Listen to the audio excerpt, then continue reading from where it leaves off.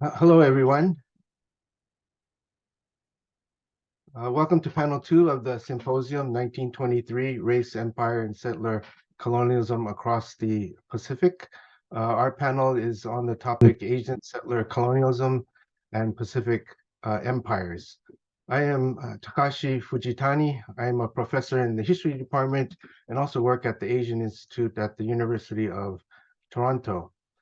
Thank you all for the panelists for agreeing to participate in the symposium, and also to all those who've joined via webinar. And we look forward to a stimulating conversation. I hope you were, or most of you were able to see the first panel, which was fantastic. And I do not think that the other panelists today will disappoint either.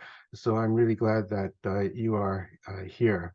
I'm going to be very brief with the introductions because I think I want to leave as much time as possible for the conversations that we are about to have.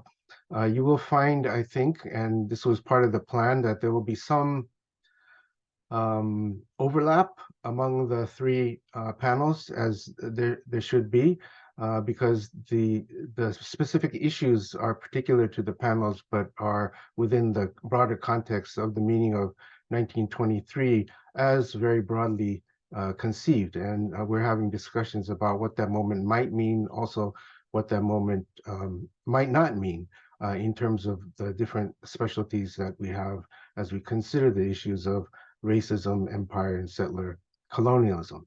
So as I said, I'm going to be very brief with the introductions. I'm going to just introduce people briefly with their names and positions, and I'm going to forego calling out all the prizes that they have and other accolades that they have won. So let me go in alphabetical order. So David Iona Chang is the Distinguished McKnight Professor and Professor in the History Department at the University of Minnesota. He's also a native Hawaiian historian of indigenous people, colonialism, borders, and migration in Hawaii and North America. He's the author of The Color of the Land, Race, Nation, and the Politics of Land Ownership in Oklahoma, as well as The World and All the Things Upon It, Native Hawaiian Geographies of Exploration. Moonho Jung is a professor of history and Harry Bridges Endowed Chair in Labor Studies at the University of Washington. He's the author of Menace to Empire, Anti-Colonial Solidarities, and the Trans-Pacific Origins of the U.S. Security State, as well as Coolies and Cane, Race, Labor, and Sugar in the Age of Emancipation. Sidney Liu is the Annette and Hugh Gregg Associate Professor of Transnational Asian Studies at Rice University. His works include The Making of Japanese Settler Colonialism, Malthusianism and Trans-Pacific Migration, 1868 to 1961. And his current book examines the history of Japanese-Brazilian migration and community building as a result of the historical convergence between the processes of settler colonialism in the Japanese and Brazilian empires.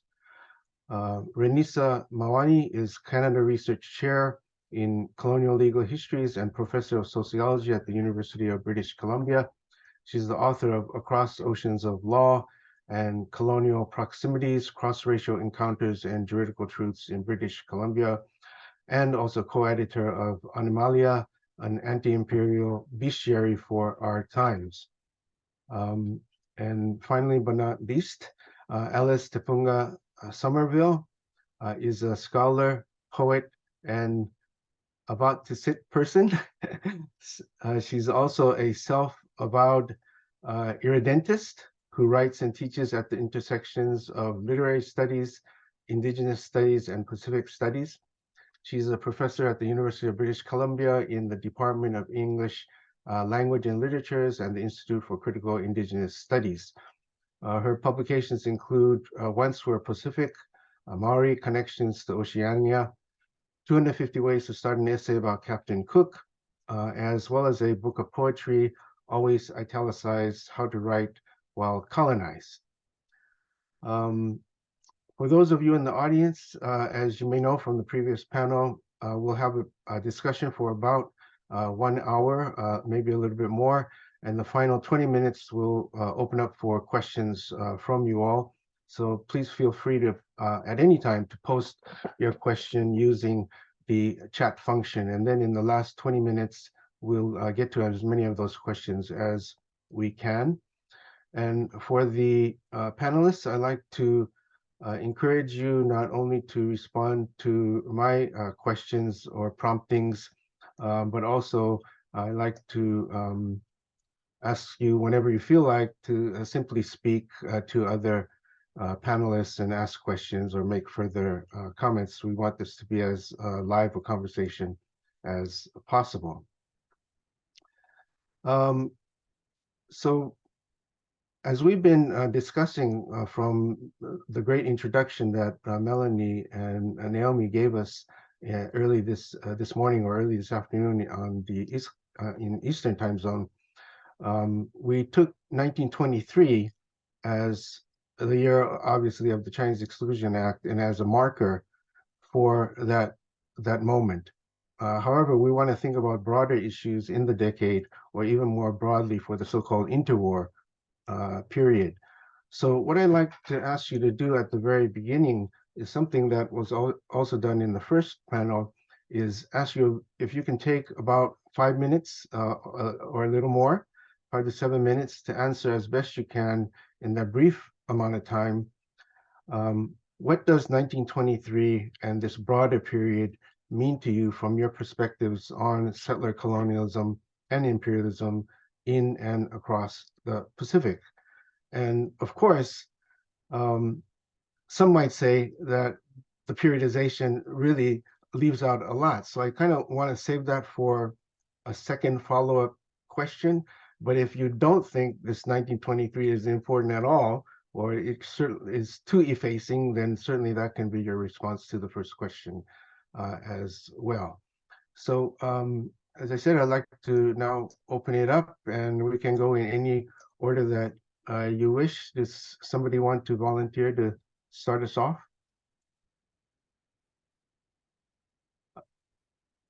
David? David, you look ready.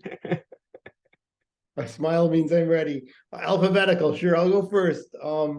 Aloha mai kako, nui ko mahalo ia oko I ko oko hele mai ana I ke ia la, nui ko mahalo I nā hoa hui o ke ia la. I'm really grateful that you guys are here today, and I'm really honored to be here with these other fellows on the panel. Thank you so much for this invitation to talk. So when I think about 1923, two things I think about. I think about that broad period. I think about consolidation.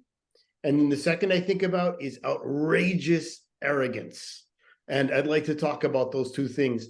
The first is, like, if we look at this broad interwar period from the point of view of indigenous people and settler colonial history in the Pacific, in Canada, in the US, it's a time of consolidation. And it all really connects strongly with this 23 moment in Canada, which consolidated anti-Chinese legislation that had been growing and operating for some time, since 1885, as the film right before our panel was talking about with the tax then.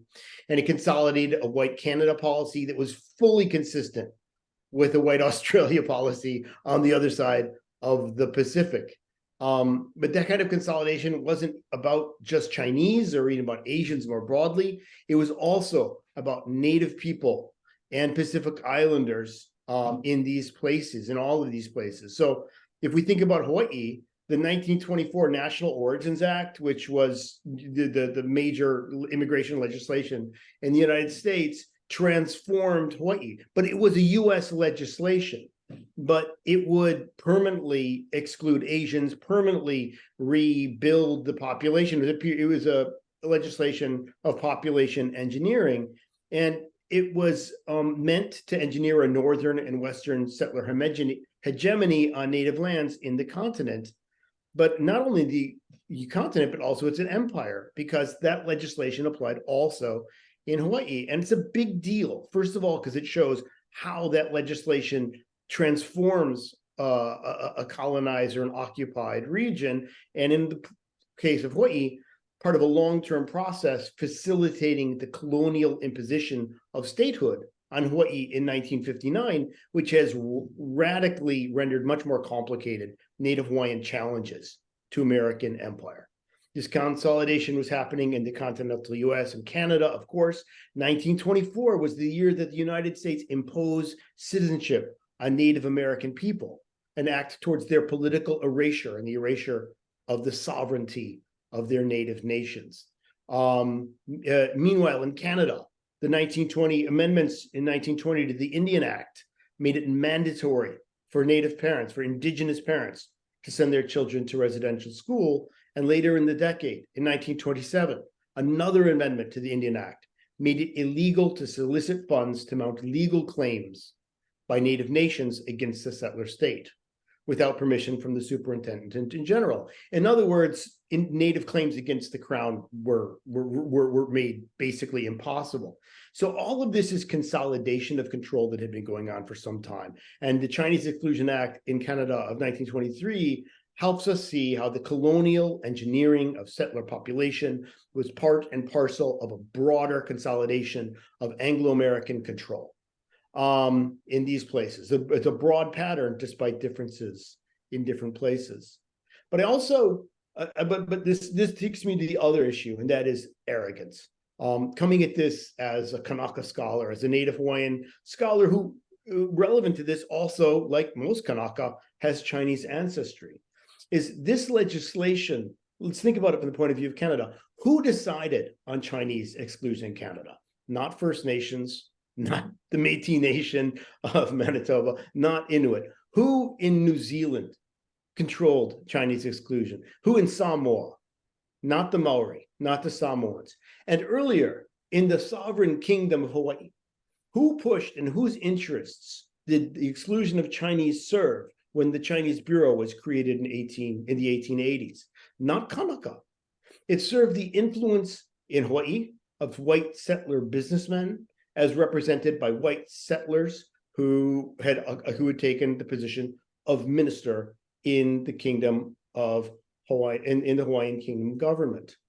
And across all of these places, the exclusion of these people, the arrogance of a colonizer to re-engineer the population, not only by arriving, but deciding who could arrive, not only by making themselves occupants, but deciding who could not be kin, who would be excluded from the lands of the Maori, the lands of the Kanaka, the lands of the many First Nations of Turtle Island, whether that be north or south of this mystic line between Canada and the United States. We cannot take as granted that this is normal legislation. We must remember and denaturalize the notion that a colonial power would engineer who gets to live, who gets to come, who gets to be kin. And they bring up kin because just actually by coincidence, last night, my younger son is asking me questions about this file, which is my grandfather's Chinese exclusion file. My grandfather was a Kanaka, and he was also of Chinese descent. And so therefore he has a Chinese exclusion file. And all of this is being decided jurisprudentially by US colonial officials on who was his kin, who could come, who was who, and what was what. Those decisions had been removed from the natural Hawaiian process of mo'oku'auhau, of looking at kinship and genealogy, and had been seized by a state. The same thing happened in Samoa. The same thing happened with First Nations. The same thing happened across the Pacific and the continent. It's this arrogance that I think we need to look at in this effort to consolidate white settler and imperial control, both in settler colonies that were, under occupation by empires, and things that now declare themselves to be their own independent nation states. So thanks. I'm really looking forward to this conversation. Thank you, David. Lots to think about there, and I'm really glad we started off with this conversation with your presentation. I think maybe I have to go in alphabetical order now, since that's the way we started. So I think that means you, Moon. You want to start? Sure. Thank you, Tak, and others for organizing today's symposium. In my brief opening comments today, I'd like to share how I think we should frame and approach immigration statutes more generally. And to do that, let me begin by sharing how I think we should not frame and approach immigration statutes. And sorry in advance to be US-centered in my comments, but that is the beast that I know best. All right, so in the United States, and maybe perhaps even more so in Canada, historians have tended to stress and oftentimes to celebrate the promise of national inclusion. So in that vein, exclusion measures targeting the Chinese and other Asians get interpreted largely as aberrant mistakes that the liberal state and the multicultural nation can somehow remedy and resolve. That framing is basically pleading, we are Americans, we are Canadians at heart, so please view and treat us as such, if not in the past, then in the present. That framing, if you think about it just for a moment, is royally messed up. At root, that framing rests on the false premise that it somehow is possible to disaggregate, in the US context, the American nation from the US empire. Embracing that nationalist impulse has made it perhaps easier to insert Asians into liberal narratives of the nation, but it has rested on erasing and thereby fortifying the colonial roots of US nationalism. To me, it's not enough to imply or to infer America's capacity for national inclusion, because we know that the terms of that inclusion have been pathetically provisional, not fundamentally transformative. If particular Asians were ever deemed worthy and deserving of state protection, others were deemed unworthy and deserving of only state violence. That is, racial inclusion and racial exclusion, state protection, and state violence have operated hand in hand. That is the logic of liberal citizenship, rooted in a promise of universal equality to justify and perpetuate grave inequality. Now, the problem that has plagued Asian American studies and so many other fields is that we cannot seem to escape that insidious nationalist logic, as if demonstrating our Americanness through history. Our historical presence in North America will transform us into model Americans, immigrants, and citizens, and as if being allowed to join the nation will set us free. Now, to flip that nationalist narrative on its head, we might look at the colonial origins of sedition, often presumed to be a self-evident crime against the nation, the polar opposite of loyalty. About a century after fears of revolutionary ideas and revolutionary peoples from France and Saint-Domingue or Haiti infiltrating the United States had led to the Alien and Sedition Acts in 1798, the US colonial regime in the Philippines decreed the Sedition Act in 1901. In the throes of a brutal war for colonial conquest, the law prohibited, quote, any person to advocate orally or by writing or printing or like methods, the independence of the Philippine Islands or their separation from the United States, whether by peaceable or forcible means, unquote. So to utter anti-colonial thoughts or to engage in anti-colonial politics marked Filipinos as seditious or un-American or anti-American. And a barrage of laws on sedition and immigration in the 1910s and 1920s would continue to mark generations of Asian workers and Asian activists as un-American and anti-American. So to return to where I began, that particular context, that historical context is critical to how I think we should frame and approach immigration statutes.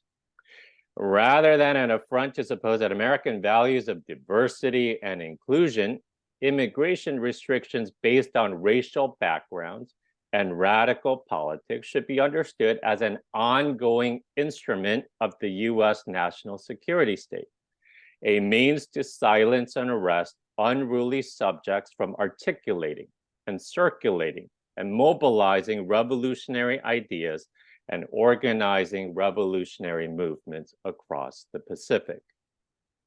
Immigration restrictions, as David just pointed out, have been pivotal to consolidating empire and to making imperial insecurities appear to be a matter of national security. Now, the idea that Asians were threats to US national security has deep historical roots. We can go back at least to the era of Chinese exclusion in the late 19th century.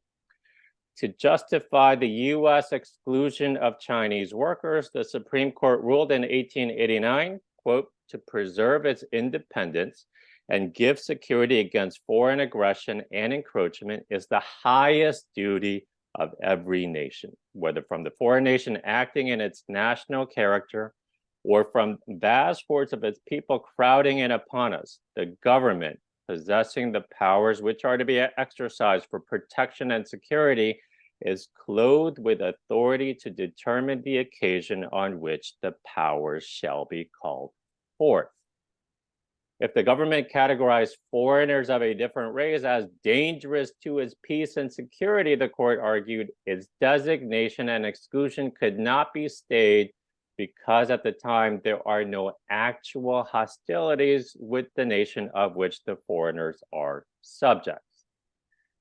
To me, that was national security in a nutshell. If the US government deemed you a threat, you were defined as a threat. And if you were a Chinese or Asian worker, and especially if you were involved in leftist anti-colonial movements, you were definitely deemed a threat to US national security, which was in truth US imperial security.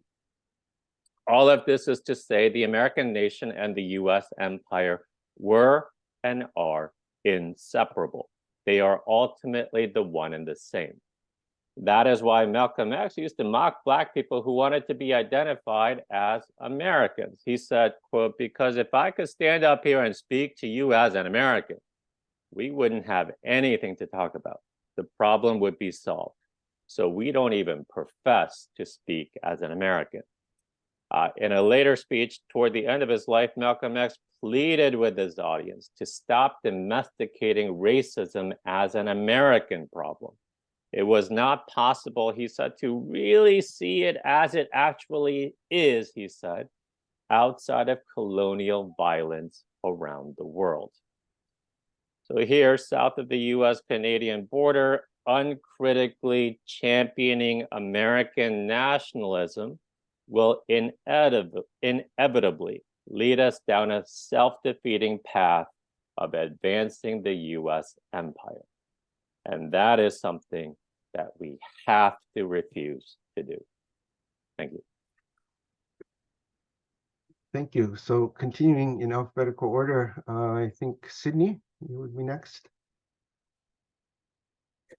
Thank you, Tak, for moderating, and it's my honor to be here.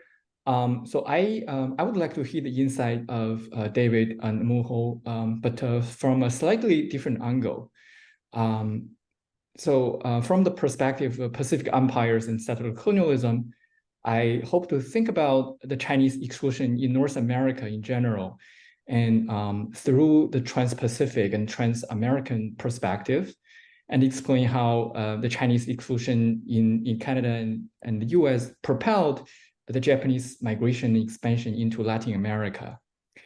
I want to begin with a migration guide that was authored by a Japanese travelers in the US in 1885, which was 3 years after the Chinese Exclusion Act was promulgated in the US.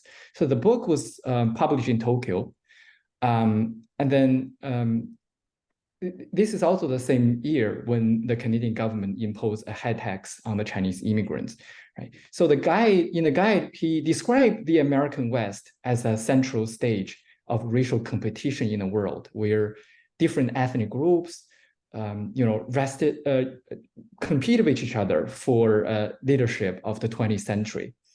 The three major competitors, as he named them, were the Japanese, the Anglo-Saxons, and the Chinese. Muto's view of the world was echoed by a diverse cohort of the Japanese elites who traveled across the Pacific Ocean to North America in the last 2 decades of the 19th century as diplomats, students, and political dissidents. Most of them saw the American westward expansion as an example for Japan's own process of nation and empire building.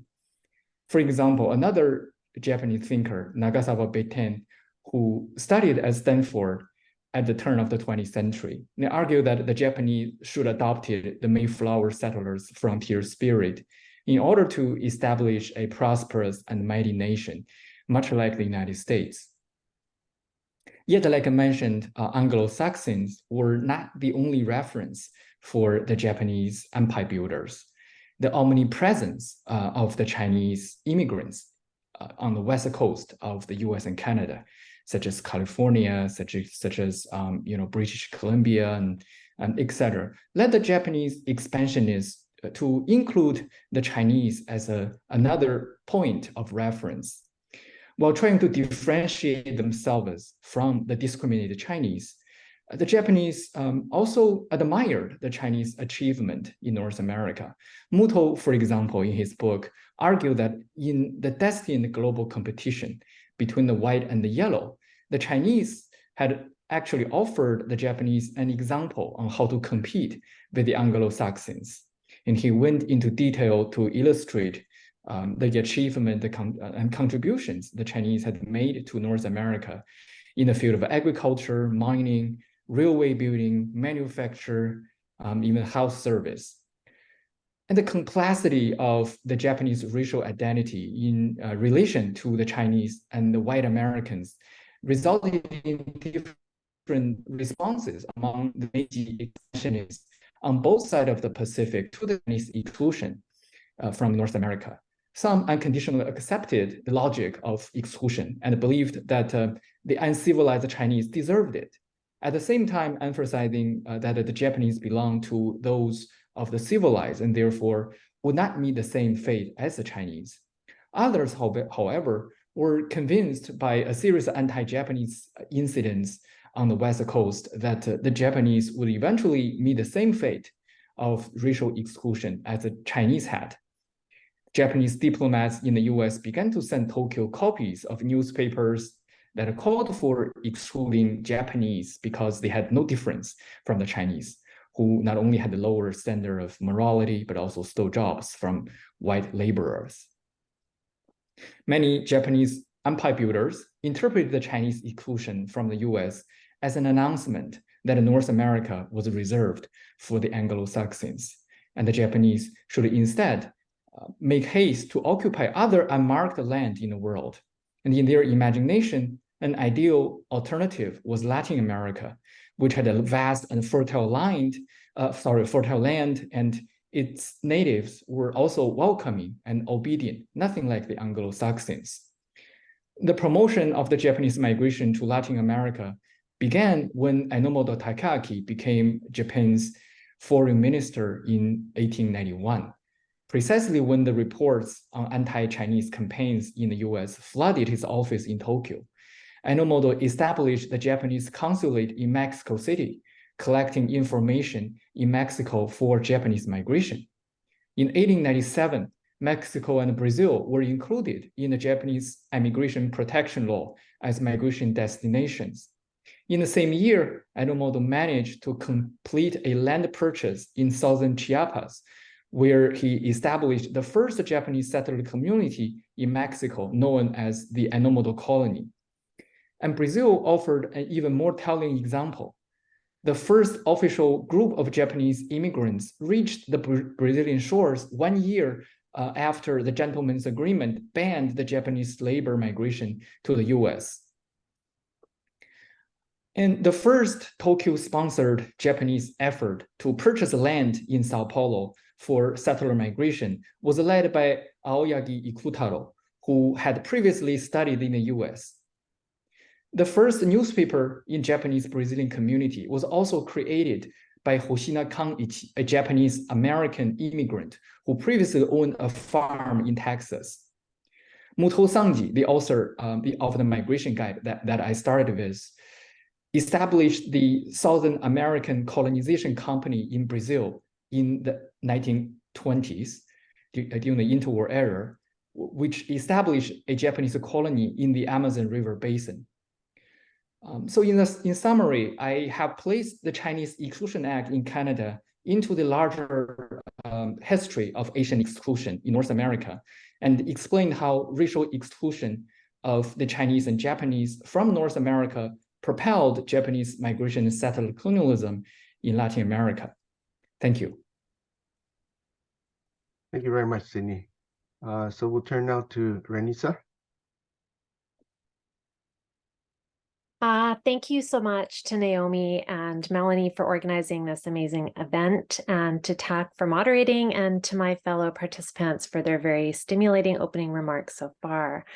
I am joining you from the unceded territories of the Squamish people. So as a legal scholar, I'd like to focus my remarks on the legal architectures of Asian exclusion that preceded 1923 and their ripple effects across the Pacific and Indian Oceans. And so what I guess I'm suggesting is a need to maybe think more broadly, globally, transoceanically about this moment. 1923 is, of course, the effect of a much longer history and had consequences for a much more capacious geography. When viewed from Canada, we might see 1923 as an apogee in a much longer era of Chinese and Asian exclusion more generally. From the late 19th to early 20th centuries, there was a long list of provincial and dominion legislation, which was often in tension, aimed at limiting and ultimately prohibiting Chinese, Japanese, and Indians, now known as South Asians, from coming to Canada. The most explicit of these was the Chinese head tax and perhaps the continuous journey regulations, the first aimed at restricting Chinese immigration, and the second aimed at preventing Indians arriving by ship to Canada. But if we look for the spectacular and the most visible, we may miss the myriad of colonial laws that were not explicitly about immigration, but which were used to regulate the quotidian and everyday lives of Asian migrants, including Chinese and Indians. If we focus only on Canada and the US, we may not see how these legal developments moved with ships across oceans, the Pacific and Indian Ocean, and informed and shaped legal infrastructures in other times and places beyond the British settler colonies. So these are the two sort of points that I want to focus on in my brief remarks. What happens when we focus only on the spectacular as opposed to the more invisible or less visible, and what happens when we think about Chinese exclusion or Asian exclusion only in the context of North America versus sort of in a wider transoceanic frame. So on the first point, there are many examples that I can draw from. The Darcy Island leprosy colony, which operated in Harrow Strait from 1891 to 1924 as a containment site for Chinese men suffering from leprosy, laws banning Chinese men from employing white and Indigenous women, the Indian Act, which covered every aspect of the lives of Indigenous people and restricted relations between Chinese men and Indigenous communities through concerns about liquor trafficking, for example. And we've already heard this morning, and also in the remarks of others before me, some other very important examples. In the case of Punjabi men, there was an entire apparatus aimed at closely monitoring the movements of men up and down the Pacific coast, across the Pacific Ocean into ports of call, and along overland routes, along seaports in Hong Kong, Shanghai, Yokohama, and along overland routes from Bangkok to Rangoon and Calcutta. And so what I want to do is just give two brief examples from my ongoing research, which try to underscore the importance of the everyday and also thinking more broadly and transoceanically. So in the first decades of the 20th century, Indian men, and I'm thinking specifically of well-known figures like Hussein Rahim, Kartar Singh, Naranjan Singh, owned property in Vancouver and on the North Shore, not far from where I live, on Squamish territories. During this time, and I'm talking specifically about 1906 to 1909, there were no laws explicitly barring these men from owning land in North and West Vancouver. the restrictive covenants that we know well now came into effect in the 1920s. And what I found very surprising as I looked through land records is that city officials were often listed on title with these men. But these lots were often sold by the city as tax sales because these men were not paying their property taxes.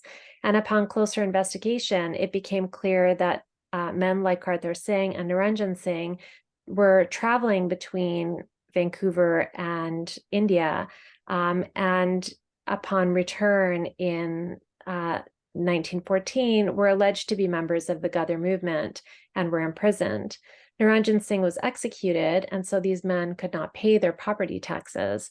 And so I think it was Laura Ishiguro in the first session talked about the importance of looking at other legal regimes beyond immigration that were really central to controlling the movements, but also the maintaining the exclusion of Asian migrants. So to the next point around sort of the around commemoration and around thinking more globally and transoceanically. Like 1923, 1914 has also been viewed as a high point in the exclusion of Indians from Canada and a moment of political and community commemoration. The Kamagatamuru's arrival and deportation has been studied extensively and has been commemorated by community organizations and various levels of government. The ship's 1914 deportation sent fears across the Pacific and Indian Oceans, and as we know, the ship was not allowed to land in Hong Kong or Singapore, and when it dropped anchor on the Hooghly River outside of Calcutta, passengers were greeted by the Ingress into India Ordinance. This new law, which was signed by Lord Hardinge, Governor General of India, and not subject to any kind of broader political discussion, granted local police and magistrates unprecedented powers to arrest and detain anyone suspected of anti-British sentiments and activities while abroad. The ordinance enlisted shipping companies and captains in much the same way that the continuous journey legislation did in the surveillance of Indian men. And what I'm suggesting in the work that I'm doing now is that the ordinance was informed by anti-Asian laws passed in Canada and elsewhere in the British Empire.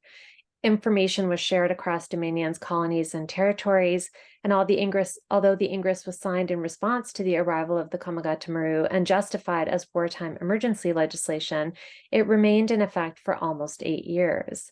And so what's interesting in the case of the Ingress is the ways in which we see how fears of sedition resulted in new legal categories and conceptualizations of Indian men in particular, returning from North America as being outsiders or foreigners as opposed to native and British subjects. So the Ingress remained in effect for almost 8 years, and in India and Burma, thousands of men were arrested and imprisoned without charge or without legal process. Others were confined to their villages and were required to check in with local authorities on a daily basis that limited labor opportunities. And what my research examines is how this ordinance was used to criminalize not only so-called revolutionaries, which were the targets of this legislation, but also families of traders in ways that maintained racial, gender, class, and caste hierarchies. And so I really appreciated the earlier conversation, the earlier panel this morning that talked about, what families lost, the inability of families to actually come together because of various laws that were enacted. And we can see how this also took place with the Ingress into India Ordinance. So when I think about 1923, I think laws like the Chinese Exclusion Act were passed, but they were also informed by legislation that traveled across the Pacific and accumulated over time and place. And many of the panelists have made similar points, but I think it's really important to sort of underscore the ways in which these sort of spectacular moments are preceded by many others that are perhaps less visible to us. Thank you. Thank you. Alice? Kia ora, lucky last by virtue of my name. He tēnei, te mai kia koutou kia tātou kua ui mai nei. I'm mindful that I'm speaking today from stolen Musqueam territory or Whenua. It's a very beautiful place. I'm very privileged to get to be here. I thought that I would talk about 1923 and in relation to some different sort of pathways into this thinking or this topic that I have as a Māori scholar, born and raised in New Zealand, which is home for me and has been for my people for a long, long time. And I'm I'm going to get a little bit kind of personal and kind of like specific case study-ish because I'm aware that there is so much really rich conversation already about some of kind of the broader things. So I thought that I would give some kind of specific grounding, I guess, in what where I'm coming from, and hopefully that will make a contribution to the conversation today. So 1923, we spoke about, this question of periodization, and one of the things for me always with periodization is these kinds of pros and cons of kind of focusing on 1923. One thing that we sometimes do when we're used to working across a number of Indigenous or colonial contexts is we kind of like, it's almost like you get all the timelines and then you try and like shift them to like line them up. Are you looking across 1923 to see what happened everywhere in those places? Or do you go, okay, so you guys did that in 1923, but over here that happened then, so we'll kind of like shift the time frame, so that we can sort of see these kind of ripples. And of course, as has been brought up in this panel and in the previous panel, these kind of ripples are not disconnected. Of course, all these empires, all these colonies are totally talking to each other as much as our own people are trying to, take notes on how to oppress us, in new and exciting ways. So, so I kind of want to talk about these kind of three pathways into thinking about racial exclusion, particularly of Asian or Chinese people, but sort of also broadly in relation to Indigenous and specifically Māori people. And yeah, I'm going to use these three examples. So the first one I'm going to talk about is a marriage that occurred in the 1880s between 1890s between a Chinese person called Sam Hing. Sam probably wasn't his original first name, and a Māori woman called Ripeka Karena. They were married in a church in Wellington in New Zealand. And the marriage certificate is one of the only pieces of kind of documentary or kind of archival evidence of Sam's existence, because he actually arrived in New Zealand prior to the poll tax being required. So the poll tax was introduced in 1881 in New Zealand, the same year that the government stormed the peaceful settlement of Pariaka that I come from, which was an anti-colonial village. So it's interesting to me to already think about kind of the lining up of the kind of the imposition of the poll tax at the same time as the kind of the storming of Pariaka, which is often seen as kind of the last active war from that 19th century anti-Māori period. So Sam came in before then. Ripeka had always been there. This marriage occurs. Sam disappears off the records again. We just have this one marriage certificate, which is weird because Māori people and Chinese people aren't really meant to be having marriage certificates at this time, according to all the, all the assumptions we like to make about colonial archives and who was allowed to do what. They did get married in a back room of the church, apparently, not the main one. And these two people ended up having two children. One is Hamuera, one is Metiria. Hamuera had a son who had a daughter who had me. And then Metiria's family had another, so there's kind of these two Māori Chinese families. Because the father was not on the scene for much longer after it took to create these two beautiful children, Hamuera and Metiria, the children were taken by their grandmother.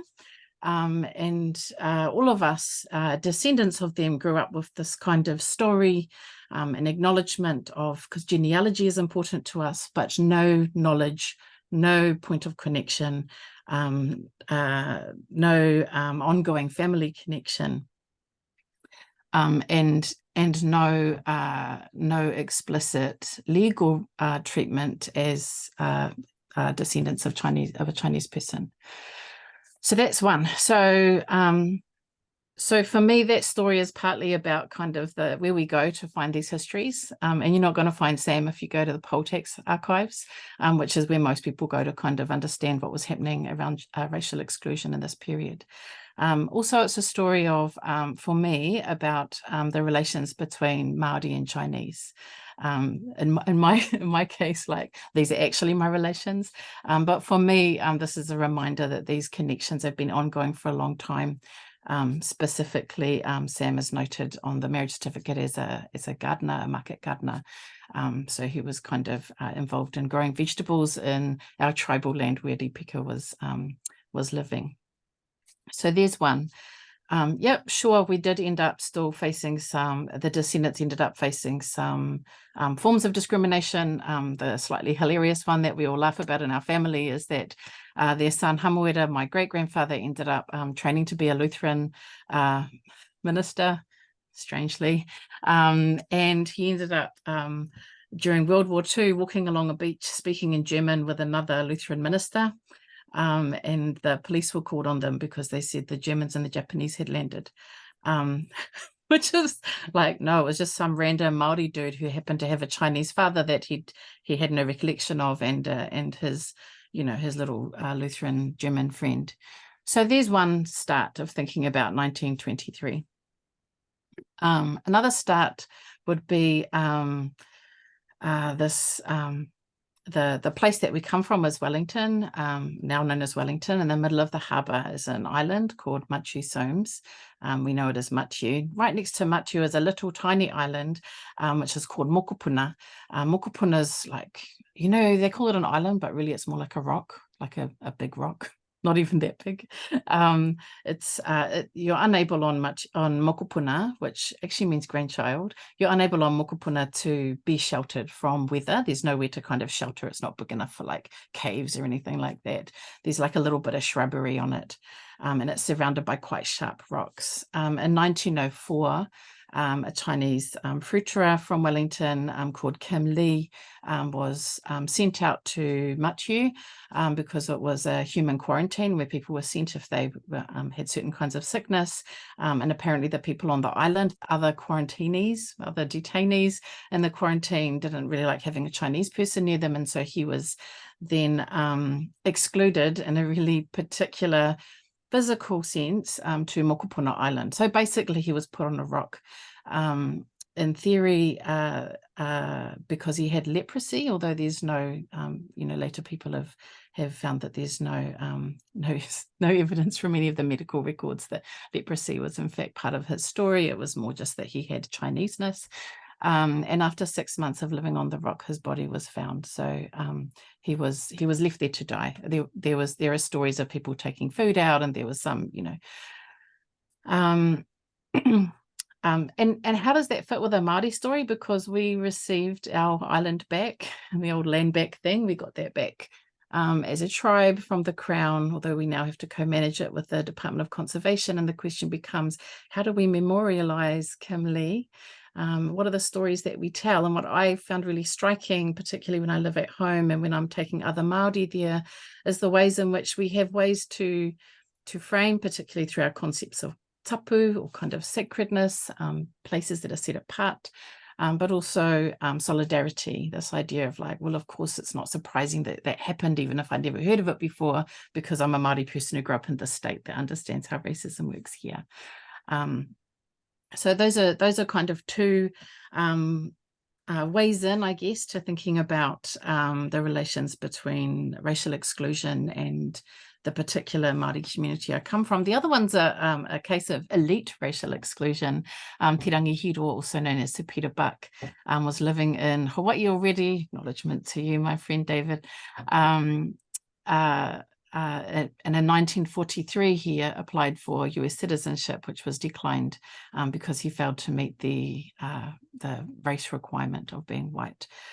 So I did a little bit of research on that through my interest of thinking about his mobility as a kind of diasporic and significant Māori anthropologist and writer, thinking about the Pacific region, and kind of bumped into this interesting story where this Māori person is declined citizenship, not because he fails to meet any of the, not because he was seeking the privileges of citizenship, but because he was actually already enjoying them and wanted to kind of make it official. And in fact, there was a joint resolution from the two houses of the territory of Hawaii, petitioning on his behalf, saying, I can't believe you guys did this. Why would you not give this guy US citizenship? He's done all these things. He's kind of met all these requirements. But of course, this is this kind of strange trickle down of racial exclusion as a basis of thinking about who gets to be a citizen or not. So those are kind of three Māori racial exclusion kind of connections that I thought we could sort of kick off with. I also wanted to raise a couple of questions about how I guess, approach some of this work. For me, as a literary scholar, I'm interested in kind of memorialization or retellings of these stories, or thinking about Māori or Indigenous, kind of broadly Indigenous relations with Chinese and broadly Asian communities, on our land. And the couple of examples I wanted to bring up, a couple of novels that have actually came out around the same time. This one from Aotearoa, this one from Australia, Patricia Grace, a Māori writer, Anita Heiss, an Aboriginal writer. And around the same time, they both produced, fairly recently, about, 5 or so years ago, produced novels that actually imagined love stories between a Māori woman or an Aboriginal woman and a Japanese soldier who was somehow on the run from incarceration, either in Aotearoa in this case or Australia in this case. And in both cases, we have these kind of people, Indigenous writers, sort of imagining what kinds of solidarities and connections we can see, and in both cases, I think, kind of pushing on the limits of these kind of the way that our settler states want us to just talk about whiteness all the time, and the ways that we always want to kind of seek to fit into them concepts of whiteness. So I had one other thought that I wanted to bring up around that, which is the way that where we are making knowledge about 1923 also affects the knowledge that we're making about it. And so having recently moved to Canada, I find myself bumping into this terminology of Transpacific. And my first instinct as a naturally grumpy person is to hate the terminology and to think it's really problematic for the way that it seems to just kind of really be about trans and not the Pacific as I know it at all. And I think it's a really, it's invisibilizing, and that just feels like kind of like same old, same old. I'm also concerned about, so that's my first response. But then I find myself thinking, well, but as a Māori scholar on Musqueam Whenua, there are also opportunities for me to rethink and revisit. And maybe there are ways that thinking about the relations between Indigenous and Asian relations in the Pacific region, we need more of this. Why is it happening in Canada and the US? Guys, it's because this is where the flash universities are. So I would really like us to also think about research infrastructure and training and urgency. And there's no one paying scholarships from, regional Pacific governments to trace these questions, because regional Pacific governments have to pay their students to do development studies and, legal studies and studies that aren't kind of doing this sort of work. And so there's a kind of privilege and a luxury that comes from coming from the settler colonies or being based in one at the moment. In my case, both of those, and I worry about the ways in which structures of power and the kind of the luxury of getting to ask these questions, which is what I see this as, an incredibly important and urgent luxury, but still not one that a lot of, for example, Island Pacific governments are able to kind of prioritize as scholarship topics, not ones that are able to be traced. And I look forward to the day when we try to attend to those kind of very pragmatic questions around who makes this kind of knowledge about 1923, about racial exclusion, especially around the Pacific, because I look forward to these conversations, you know, to us being joined by, you know, by scholars speaking to us directly from Fiji, from Samoa, from the Solomon Islands, from Papua New Guinea, from all of these sites, where there's such diverse and interesting experiences that connect in really striking ways to the conversation of the day. Okay, thank you very much. So we've had 5 pretty lengthy statements about what is important, and it's sort of hard to bring everything together in one setting. I was very much struck by many parts, but I thought maybe we could think about this idea that David brought up at the very beginning, which was about the consolidation of racial exclusions, not only within North America, but more broadly outside of it. And building off of that, there's different ways to do that. One is to think about the collaboration of different empires, and people have talked about, say, the Anglo-American Empire as, you know, the American and British empires as really one empire. So we might think about the collaboration and contests of empire, as well as what happens in that consolidation of whiteness when Japan becomes an empire and a major power in the Pacific. What is the consequence of that? Another really important question in terms of the consolidation of empires is hinted at already, or suggested by many of your presentations, is that the people on the ground who are affected by the racial exclusion are not necessarily following the dictates of the state. And so we could, you all could elaborate on that question as well. I'm throwing out different possibilities because we're not going to have time to get to everybody, and people can speak on whatever they wish to speak about. So what is happening on the ground? And one thing that has been told to us, or given to us, is, you know, some personal stories about intimacies, family intimacies, sexual intimacies, marriages, and so forth. So I wonder if any of you want to also expand on that, how this is taking place alongside the consolidation of empires. So and with that, especially, I think, you know, this panel was supposed to address the question of Asian settler colonialism. It's a question that people have been grappling a lot with. What do we call this formation, or this figure of the Asian as both an immigrant and a settler colonial? And if you have any thoughts on that, I think it'd be also important to share with us. So anybody who wishes to go first, please do.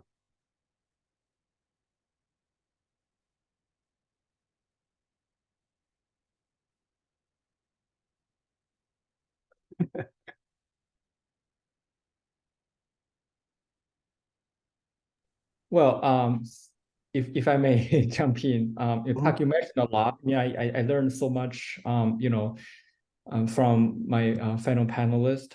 So I want to share one of my observations, you know, as someone who have been teaching Asian American history.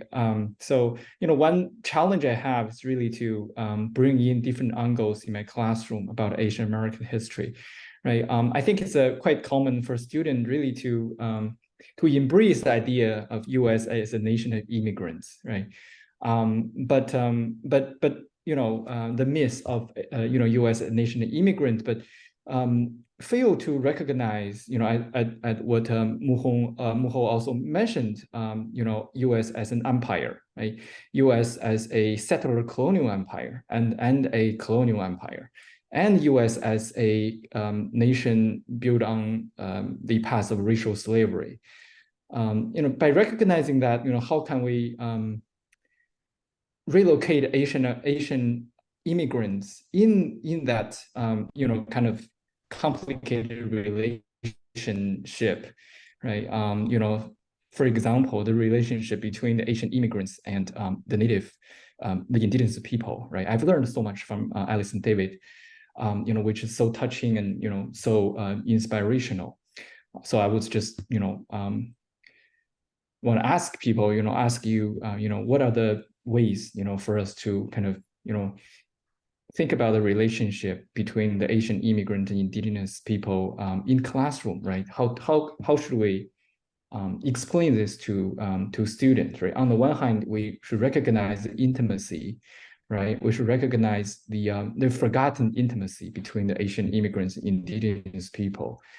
But on the other hand, how should we also recognize, the responsibility of Asian immigrants as a contributor to the settler colonial structure? If I may, thank you very much. Wow, everybody's comments already have made this such an exciting conversation. And I'm also looking at Melanie's comments in the chat. To me, settler is settler. And by that, I mean, Asian, it doesn't matter what race you are, right? It's not about race. It's not about, if you are a settler, if you come in uninvited and take over a space, you are a settler. So it's not the place of origin. It's not the class status. It's not the goodness of your heart that makes you or doesn't. It's a structural description.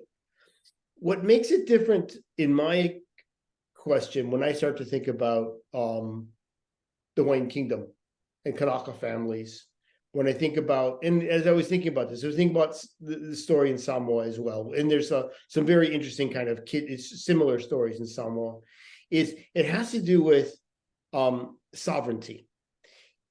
Sovereign people, sovereign individuals can give consent, and that's what, to me, is the difference between an immigrant and a settler. If somebody welcomes you in and says, "Here you are," right? Okay, and then you are potentially an immigrant rather than a settler. So the Hawaiian Kingdom, as an independent kingdom, could extend citizenship to Chinese people, at which point they could become citizens and subjects of the king, right? And now, without romanticizing what that meant, there's a very important structural difference between going into a sovereign place, being accepted by the authorities of the recognized authorities of that place, whether that be a family. We have to imagine different forms of governance here, okay? And not only state governance. Sometimes it's going to be state governance, as the Hawaiian Kingdom did.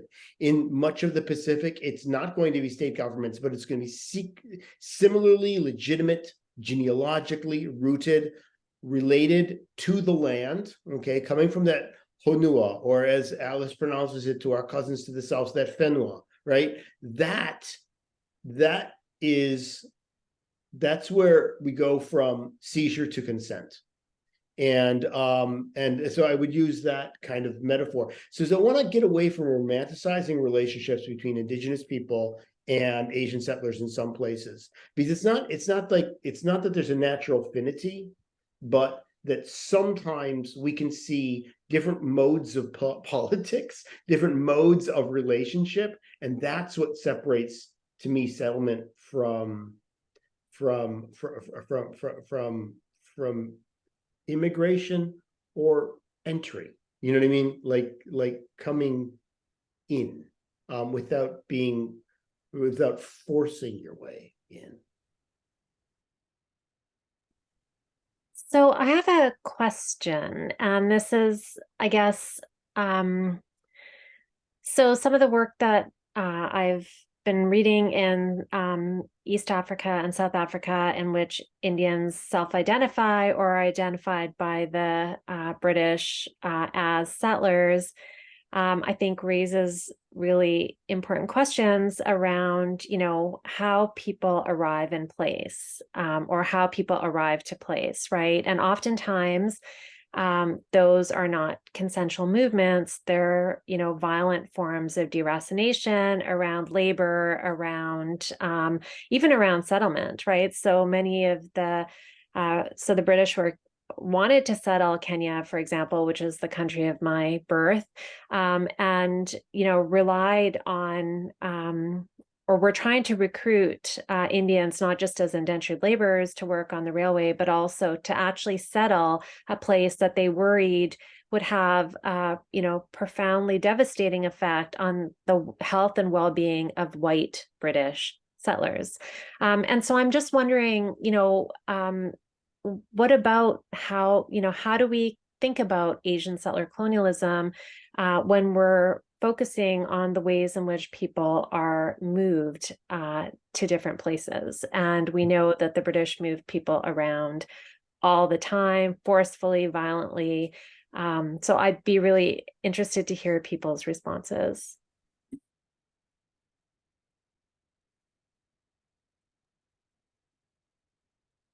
David, did you want to respond to that, or?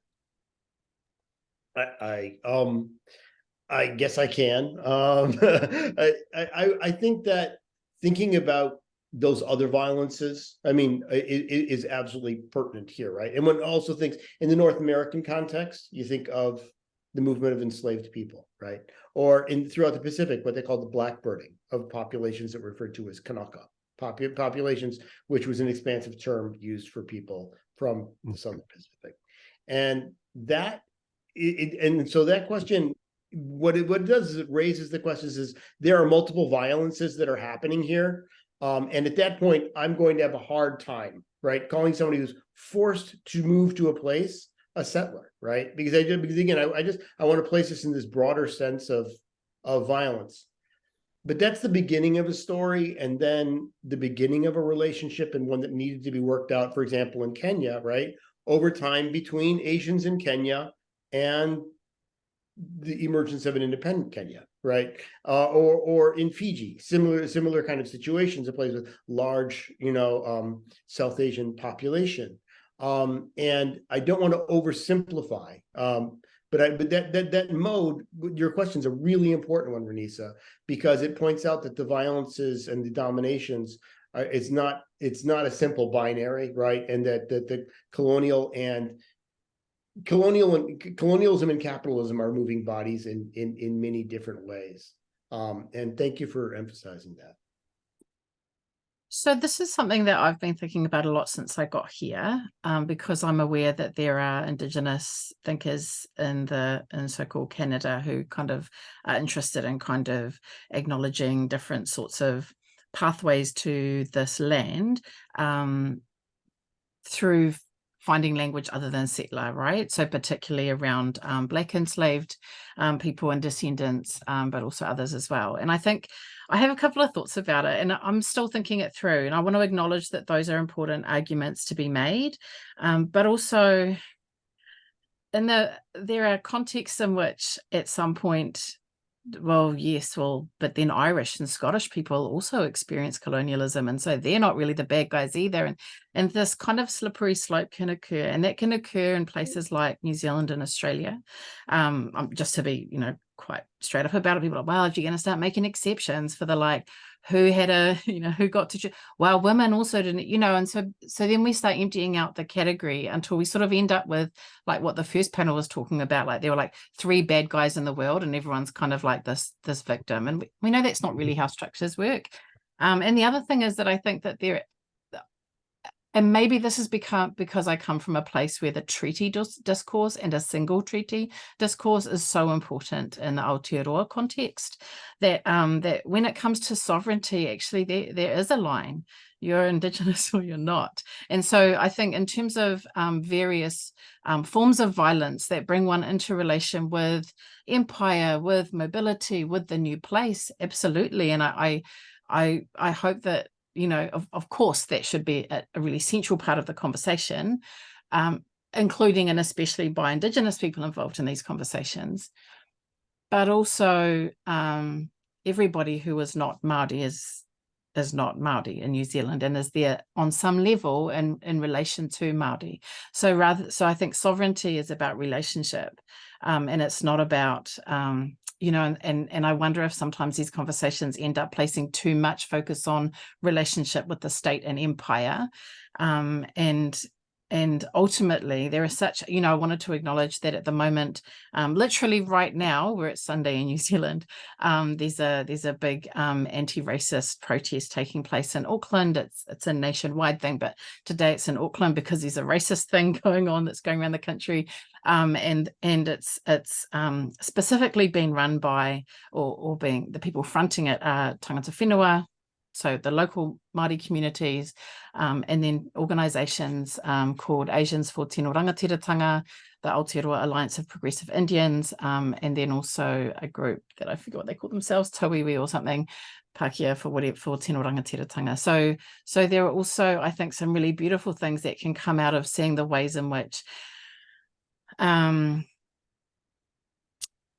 people who have arrived through all different ways can actually, through solidarity with Indigenous sovereignty, find ways to be in a place that do not depend on the recognition of the white state. And the last thing I want to say about that is, I had something I wanted to say about that and I've completely, is that I want to acknowledge the work of Asia, the scholars who have done work around Asian settler colonialism, grappling with this, particularly those scholars based in Hawaii, because that scholarship has been incredibly useful to those of us who think about Indigenous diasporas. Because of course it's easy for me to be like, I'm the Māori girl from New Zealand, but here I'm actually also a settler. And so, so I just want to kind of acknowledge that this work around Asian settler colonialism is actually making a really useful and meaningful contribution to Indigenous studies, where people in Indigenous studies are thinking about how we conceptualize Indigenous diasporas beyond just kind of like happy clappy, aren't we all native together, isn't it lovely? But also, yeah, so kind of problematizing things, you know, in both ways. Okay, thank you. We need to get to the Q&A, but I know that Moon, you were eager to say something, so I want to give you the last word. Well, I don't necessarily want the last word, but you know, the only thing that I might add to this particular conversation, and I appreciate the comments that David and Alice have just made, but the only thing that I would underscore is that all the terms that we are employing and deploying right now, whether it be settlers, immigrants, citizenship, nation, even sovereignty, like that is the terminology of empire, that is the terminology of settler colonialism. And I'm not suggesting that, you know, that we abandon them, that we stop using them, but I guess I would just invite people to, and I'm not saying that you haven't been, but that we use them strategically and critically, and recognizing the limits of those terms in and of themselves. Okay, thank you. So we have a lot more that we could talk about, and a lot of stuff that we didn't. If I could just say one thing about the Japanese Empire and its relevance for the conversation that we've been having, I do think that the entry of Japan as a major power forced the other white empires to come face to face with the question of race and how it should be managed. So although we think about the rejection of the racial equality clause in the Paris Peace Conference for the League of Nations as simply anti-racist, it's a much more complicated story than that. And we can see in the mandate system and so forth, the decline in the language of race which is used. I think we could talk more about actually the way in which the disavowal of race is also operating at the same time that this racist exclusionary logic is operating, and how those two deal with each other, because it is something that we are continuing to live with today. In other words, racism and its disavowal. But anyway, let me get to one of the questions that was raised. I think this is Adrian De Leon on Alice's note on research infrastructure. He's thinking about the East-West Center in Honolulu, which back in 2017 was soft power competition between PRC and Taiwan, and then all got absorbed into the Cold War multiculturalism as an institution. I think this ties up to the larger question that was asked in panel 1 about what are universities doing and what are academics doing, and is there a difference? And Tim Stanley said, I think, if I can quote him, paraphrase that, well, things really haven't changed in that there's still institutions of white supremacy. I would say, though, that from my perspective, they've changed with the intensity with which they say they are not racist institutions. But anyway, so that's a question. Things like East-West Center or universities and so forth, the research institutions, how are they complicit in or dealing with the issue of racism, colonialism, settler colonialism, etc.? Any thoughts?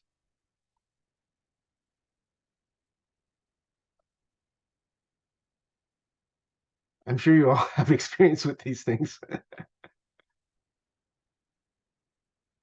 I guess I would point to something I thought that Moon Ho did a really, really nice job with at the start, which was to talk about how appeals to liberalism and inclusion are so appealing and yet so profoundly limiting. And those are the ones universities, or at least the universities where I've been a student and where I've studied, have been best at, as the least problematic, least challenging kinds of liberal inclusion. Like Asian American Week, you know what I mean? The kind of thing. That's unfortunately been the most likely response. Whereas thinking structurally about what it means to be a settler colonial university, that reflects the past of an engineered population, that's where things fall flat, I guess I'd say. Mm-hmm. I think also, I think also Tim Stanley mentioned in the previous panel about how universities are feudal institutions, right? And so I think that there is, I think it's important to sort of recognize that while there might be, research interests and emphasis and funding for work being done in particular areas, it's really difficult to see how that knowledge production actually does anything to change the feudal colonial nature of the institution itself. And so I think that, on the one hand, the point that Alice made about, where is this work being done? Who is reimagining these sort of moments like 1923, I think it's also important to recognize that a lot of this knowledge is actually not helping us to re-envision what the university is, that the structure of the institution itself is so entrenched, and the ways in which it's not just about multiculturalism, but it's also about indigeneity and, decolonizing the institution, which really is at the level of rhetoric and nothing more. So I think that these are really important questions, and ones that we need to, really sort of think about in terms of materially changing institutions. Mm-hmm. I guess I would want to bring into this conversation the issue of language. And one of the things that I've been enjoying doing on my research recently is working with students and community researchers who and colleagues who are able to work really with linguistic and cultural proficiency with archives that are in Indigenous Pacific languages. And I think one of the big gaps that we have that a lot of us have pointed to for a long time, but we continue to keep perpetuating, is the monolingual nature, perhaps bilingual, if we want to look at the French Empire in the Pacific and maybe some of the work there, of most of the work about this work. I mean, we're having the conversation, the comment was made earlier about the language that we have is so imperial and tied to empire and so on, but I mean, on one level, of course it is, because we're speaking English to each other. And this is, we did not receive English in any other way except via empire. And there's this kind of co-production between what's been going on in the last couple of in the last couple of 100 years, and the language that we speak, and the ways in which we speak it, and the terms that we're using, like terms like sovereignty. But I do think that there's a lot more scope for us to be pushing on engaging archives of various kinds in languages other than the dominant colonial languages. And to that end, this is one of the reasons that I get really concerned, for example, about in New Zealand at the moment, in order to save money, some universities are looking at phasing out a whole lot of language programs, like who needs to teach Japanese in New Zealand? And you kind of go, well, actually, we lose the opportunity to do this kind of work. And I think that this work can only be improved by engaging the contemporary oral histories, as well as the kind of long-term archival work and archives in a range of languages. And I think that this is, for me, one of the ways that another kind of structural impediment, and something that I don't think that we're paying enough attention to in these conversations in universities. Like, what does it mean to actually prepare ourselves and students? What kinds of conversations are made possible by engaging in other languages, and what spaces are there for these kinds of critical conversations to occur in kind of non-colonial or at least non-dominant languages? Mm-hmm. Thank you.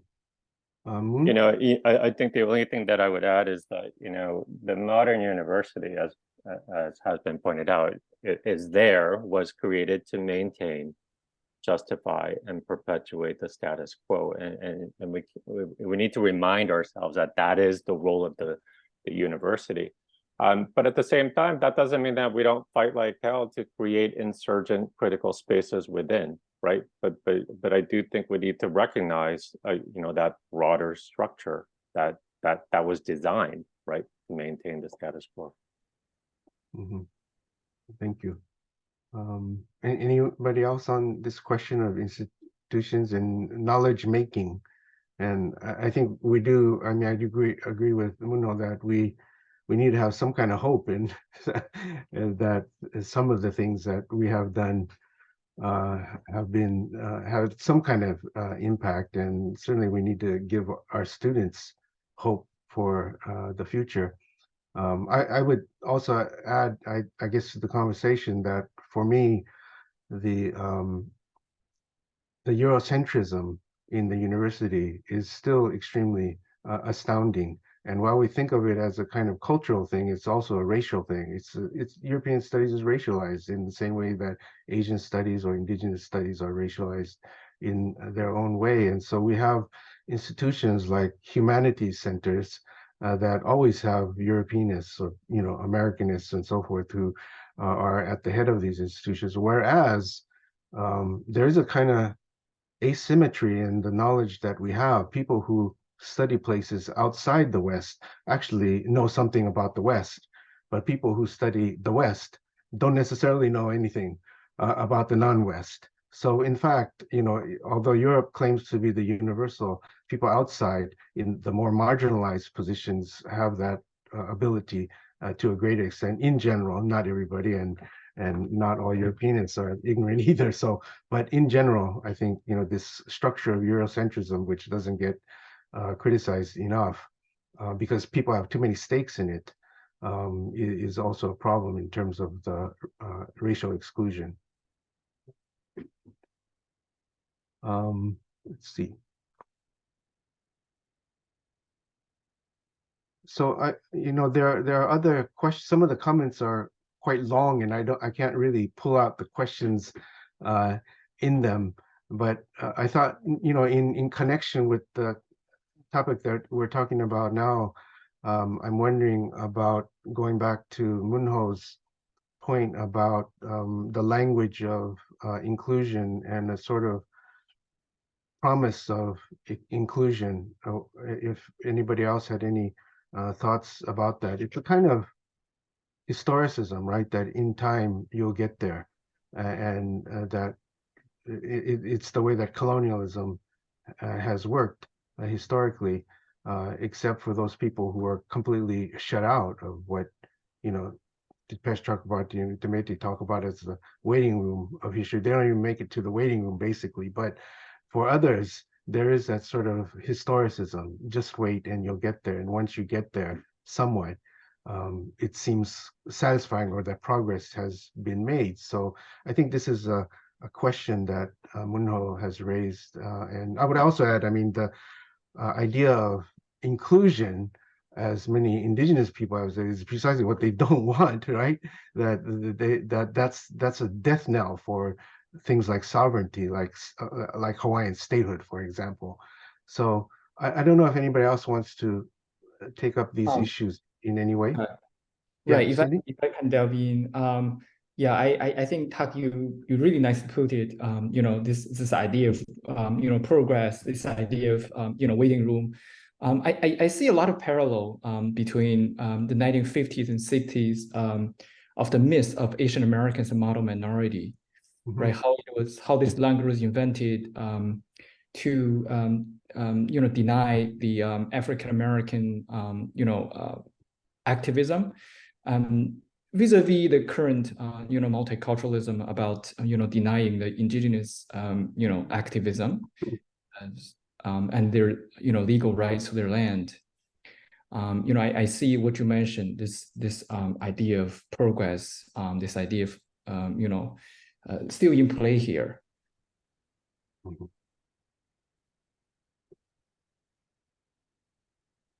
Anybody else?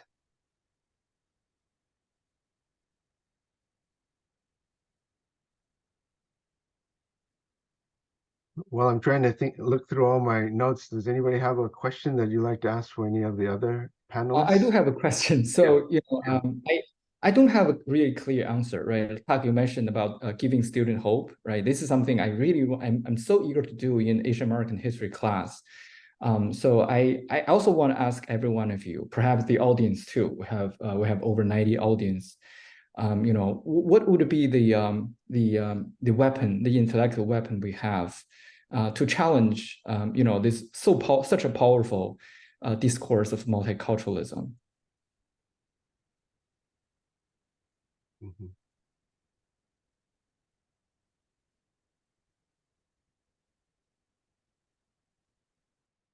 At the risk of being really simplistic and touting what I do, I think history shows us many different pasts, and many pasts can model many different futures. Where we are now is not where we needed to be. And there are many other ideas, many other modes of belonging and of moving and of conceptualizing oneself as global without having to be a global capitalist, without having to be an immigrant seeking citizenship, without having to be a settler.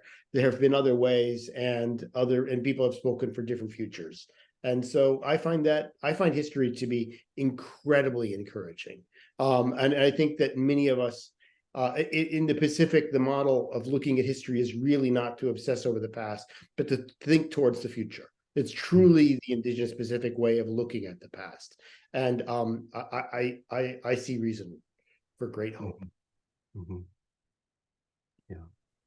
I think that's a really important point, because even just thinking about sort of historical figures that many of us work on, whether they're our own family members or others who have captivated our attention. And many of these historical figures, I personally draw inspiration from their commitment to solidarity and to fighting, right? Fighting for change. Some of the anti-colonial figures that I've read about had very different imaginaries of what it means to be in the world. And so I think that, in many ways, those are sources of inspiration and hope for different futures, as David suggested.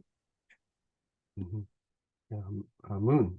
Yeah, no, I would say students are really hungry for those, critical tools. And so, you can definitely teach Asian American history as a story of immigration and assimilation, or, one of racial exclusion and national inclusion. But I think we can tell that story very differently, right? So in my courses, it's all about empire. From day one till the very last day, we have to talk about empire. Right. And I tell my students in my Asian American studies classes, in my US history classes, that, once you begin to see empire, you can't unsee it. Right. And so I think the first step to a more hopeful outlook is to really engage empire critically. Mhm. Thank you. Yeah, I guess I would just to kind of total agree with what's been said before, and I really like the way thank you, Sydney, for bringing us kind of into the classroom and into the kind of work that we do in the classroom, which sometimes doesn't always make it into these conversations and is actually so central, I'm sure, to all of us for how we do our research as well as our teaching. And I think starting with place is really important as well. I think like specific place, specific land, specific where are you can be a way of kind of starting and, literally grounding a conversation. We all have obligation and relationship to the place that is feeding us and that is hosting us, and the water that we are drinking, and the trees that we're sitting under and that are giving us shade. And so I think that can be kind of a starting point. I mean, for me, it's always I'm always going to assume that the first place to ground these conversations is with kind of local Indigenous peoples. But I think also one way to get there is to think about place, and also I think sometimes in the classroom, particularly because we live and we're working within this academy, we like to think that the ideal is that everyone gets to know as much as possible about each other. And I think for me, I like to try and encourage my students to understand that they don't actually get to know, and it's fine for them not to know everything about everybody else. And that sometimes, part of learning is about learning what's not for you and what places aren't yours to go. And that we don't have to be in a competition for kind of knowing everything and therefore getting to be in all places. And that it's okay if I, as a Māori person, have a different relationship with the state than a Musqueam person, or, whoever else, or, whatever. So I also think that there's something about pulling back on, for me, some of the kind of logics around multiculturalism and kind of this kind of state inclusion stuff is about kind of we all get to be part of the big thing. And I think it can be really useful to kind of foreground the ways in which maybe the big thing, the notion there's a single big thing, is a big part of the problem. And starting in the classroom with, it's okay that you don't know this thing. It's okay that you have separate conversations. It's okay that you might want to develop a different reading list. In fact, that's really important. Okay, well, unfortunately, we're all out of time, but I think it was a great way to have the conversation and then to end it on this, a little bit of hope that we can have here. So with that, I invite the panelists to move over to the debriefing room, and for everybody else to hang on for the next panel, which I'm sure is going to be great. So thank you, everybody.